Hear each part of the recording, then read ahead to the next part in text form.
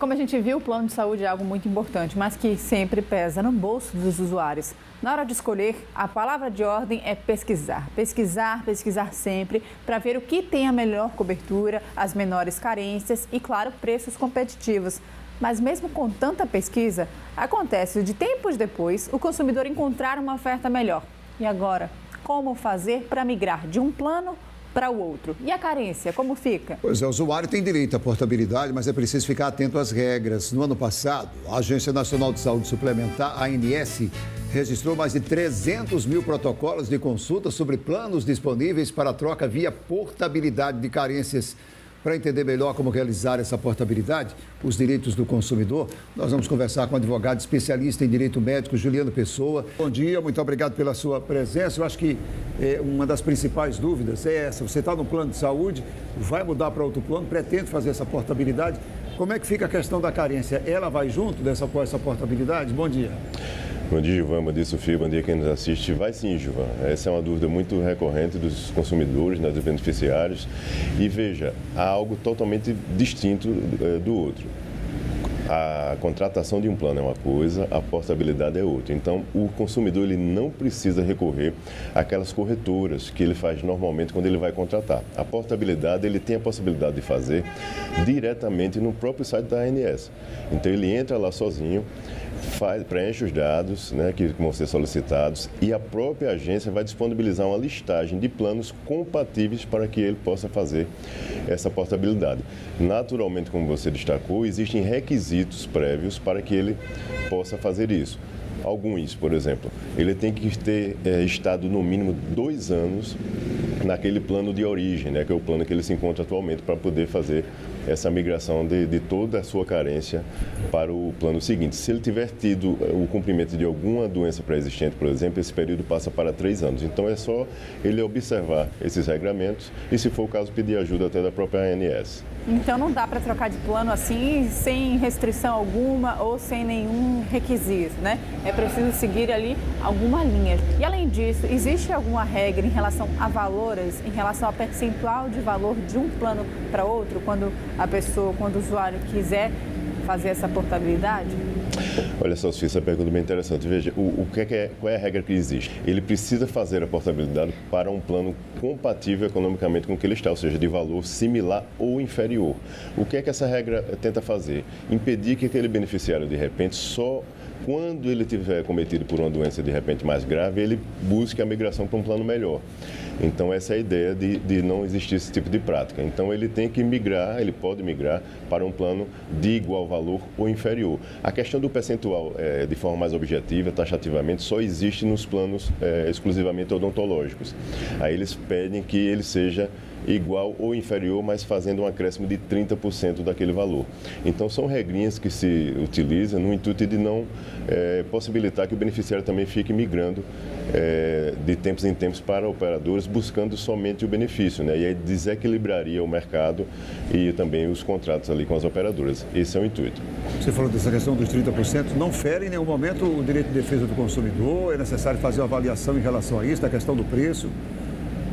Não, Gilvan, veja, na realidade foi um parâmetro que foi criado, né, pela agência para poder estipular ali no caso do odontológico.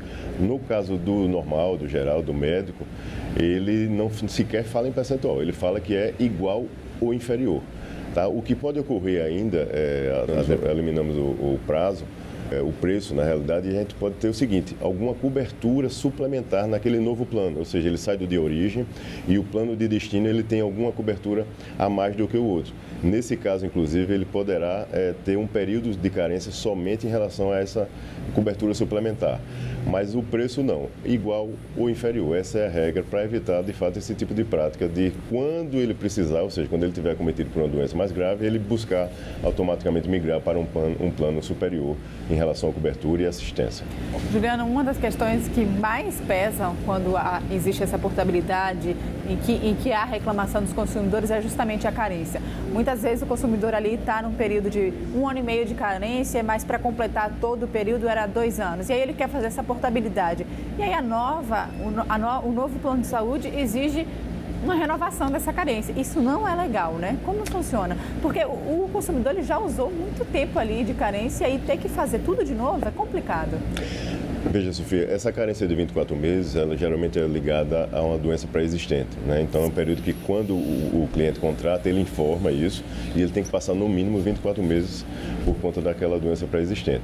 Algumas operadoras, por meio de corretoras, fazem uma prática que, de fato, é abusiva no sentido de ficar ofertando aos consumidores, de forma deliberada, a compra, vamos chamar assim, de carências, tá? Então, assim, é preciso que o consumidor tenha muito cuidado em relação a isso, porque, geralmente, principalmente esse tipo de prazo em relação à doença pré-existente e o parto, que são 300 dias, não são contemplados nessa chamada compra de carência, né? E o consumidor muitas vezes é levado a migrar para um outro plano com esse tipo de oferta e, na realidade, ele tem uma notícia desagradável depois, quando ele tenta fazer esse tipo de coisa. Então, o melhor, como nós falamos, é que ele busque diretamente o site da Agência Nacional de Saúde Suplementar.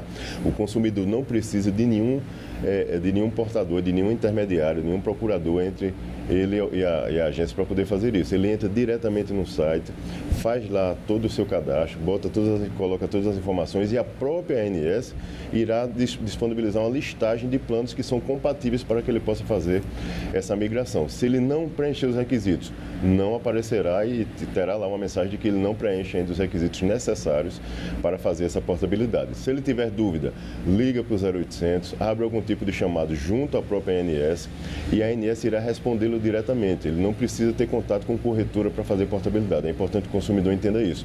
Ele só tem essa relação quando ele vai contratar um plano inicialmente. Depois que ele já dispõe de um plano e ele quer migrar para outro, independente do motivo, é importante que ele busque a Agência Nacional de Saúde Suplementar para evitar esses ruídos aí de comunicação ou algum tipo de prática abusiva que lá na ponta quem pagará, infelizmente, será o próprio consumidor. É importante demais esse esclarecimento que você está dando, viu? Porque muitas vezes as pessoas acham que precisa de alguém, de um corretor, precisa de ter alguém para ajudar. Agora, de certa forma, é bom ter esse contato com a ANS, porque eu acho que causa muita insegurança. Você entrar no... Nem todo mundo pode fazer isso, ou todo mundo está habilitado para fazer isso. É simples para a gente, mas a pessoa entra ali no site, se cadastra, tem dúvida, entra em contato diretamente com a ANS para tirar essa dúvida, né? Porque eu acho que existe muita insegurança. Estou mudando o meu plano de saúde. Não é uma coisa qualquer, é um plano de saúde da minha família, que de repente eu posso querer usar e pode dar problema. Então, teve dúvida, é bom ligar, né? Exato, Gilvan. E aquela coisa, você tocou num ponto interessante. Às vezes as pessoas mais idosas, por exemplo, elas não têm tanta habilidade do ponto de vista de noção de informática para trabalhar no site. Não tem problema, tem um 0800 lá no site da ANS. Assim que ele entra, ele se depara com esse número. Liga para o 0800 e todo o atendimento será feito por telefone. Não tem problema nenhum, nenhuma dificuldade o consumidor terá. Mas é importante que ele busque, de fato, a agência, porque além dela ser uma agência reguladora, ela presta toda essa assistência para todos os beneficiários do país. Então, é interessantíssimo que ele tenha essa assistência para ele não recorrer a uma pessoa que muitas vezes tem interesses outros, comerciais, de bater sua meta de venda, enfim. Então ele sai totalmente do foco que o consumidor precisa ter, que é resguardar todos os seus direitos em qualquer migração que ele faça, seja de contrato, seja de portabilidade ou qualquer outra informação inerente ao seu plano de saúde, realmente. Saindo desse tema, voltando para o tema anterior, que há pouco entrou a reportagem aqui, a gente falando exatamente sobre isso, a questão dos planos de saúde, são muitos processos na justiça e chamam bastante atenção, porque são muitos os problemas em relação a essa questão dos procedimentos médicos, né? Nós já falamos até com você mesmo aqui no Bom Dia sobre isso. Por que tem tanto problema? São tantos os problemas. A lei dá margem para isso ou não? Gilvan, eu diria que a lei ela vem até melhorando, sabe? Nós temos uma lei recente, para você ter ideia, que ela eliminou aquela discussão gigantesca que sempre existiu em relação à taxatividade do rol da ANS, por exemplo. Hoje está lá expresso em texto de lei. Se o médico formular a prescrição, o médico assistente do paciente, de acordo com a necessidade de saúde que o paciente necessita ali naquele momento, o plano deve fazer a cobertura imediatamente, não deve ficar questionando aquela prescrição ou qualquer solicitação adicional que o médico fez. E, infelizmente, na prática ainda, as operadoras insistem em ficar negando ou ficar dizendo que aquele procedimento não faz parte do rol da ANS, onde nós temos uma legislação que diz que aquilo ali é referência básica, não é toda a assistência que deve ser prestada para o beneficiário. Então, aquilo ali serve de referência básica. Mesmo que esteja fora daquele rol, é dever da operadora fazer a cobertura de acordo com o médico assistente, de acordo com aquela formulação de prescrição que foi feita. E é isso que, infelizmente, na prática, as operadoras insistem em não cumprir e só resta ao consumidor, infelizmente, buscar ajuda e recorrer ao Poder Judiciário para poder fazer valer o seu direito. Muito obrigado, viu, pelas orientações e pela sua fala aqui no Bom Dia. Muito obrigado, viu? Eu que agradeço. Obrigado. Bom dia para todos. Obrigada pelas informações.